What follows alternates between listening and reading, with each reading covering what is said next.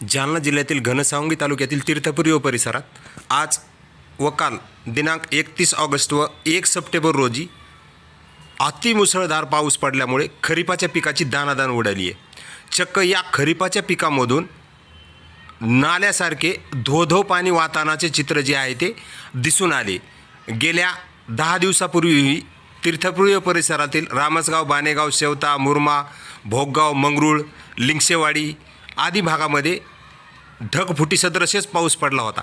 या पावसामुळे काही पिके आडवी होऊन कापूस आणि सोयाबीन व मुगाचे पिके अति पावसामुळे जळू लागल्याचे चित्र दिसून येत होतं.